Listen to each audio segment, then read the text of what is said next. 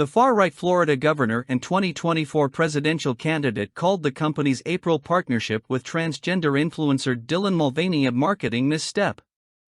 Florida Governor Ron DeSantis claims to be launching an inquiry into Bud Light's parent company, AB InBev, over its partnership with transgender actor and influencer Dylan Mulvaney this past spring.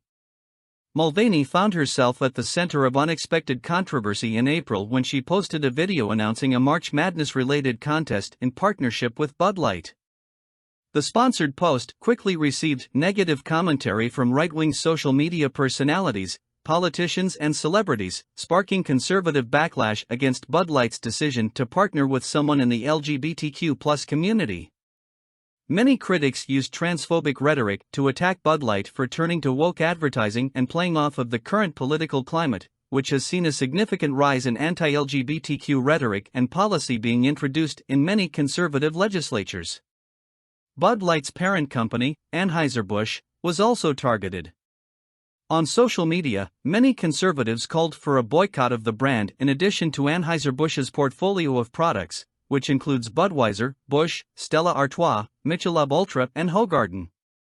Others shared videos of themselves shooting beer cans and lighting beer boxes on fire. More than 3 months later, Governor DeSantis, who is running for the GOP presidential nomination in 2024, published a statement saying he became aware that the Florida State Board of Administration holds global equity assets with Anheuser-Busch and believes action must be taken against the company. DeSantis' announcement comes just 1 day after he told Fox News that AB InBev is pursuing a political agenda at the expense of its shareholders, and said that Florida had $53 million worth of InBev stock in Florida's pension funds of about $180 billion. As you well know, AB InBev's performance has plummeted since its decision to associate its Bud Light brand with radical social ideologies, his statement read. That fateful decision has transformed America's formerly best-selling and one of InBev's best-performing assets into a commercial pariah. The statement, which is DeSantis' latest attempt at stoking right-wing culture wars after years of using his platform to rile up Republicans, further speculated that the politicization of the Bud Light brand may be dragging down the value of other beverages within the AB InBev umbrella. Following the April campaign, the AB InBev brand did struggle with numbers. According to NBC News, sales volumes of Bud Light for the week ending May 13 sank 28.4%, extending a downward trend from the 27.7% decline the week before. Warning of a potential lawsuit, DeSantis on Friday asked his administration to review AB InBev's conduct and how it has impacted funds.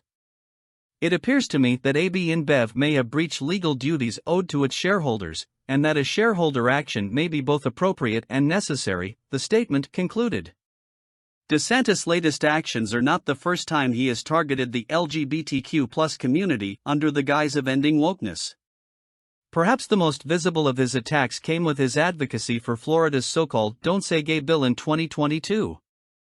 The measure, which first took effect last July and has since been expanded, blocks the discussion of certain LGBTQ+ topics, like gender identity and sexual orientation, in elementary, middle, and high schools. DeSantis' delayed decision to publicly go after Bud Light also comes 2 days after Florida made news for approving new academic standards requiring middle schools to teach that enslaved people develop skills which, in some instances, could be applied for their personal benefit, a line that immediately ignited significant controversy among teachers' groups.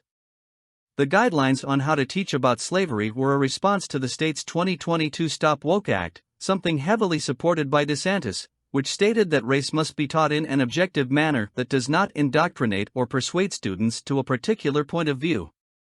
The measure pushed far-right lawmakers' rhetoric that teaching Black history makes white people feel ashamed, instructing that no student should be made to feel guilt or responsibility for actions previously committed by members of the same race.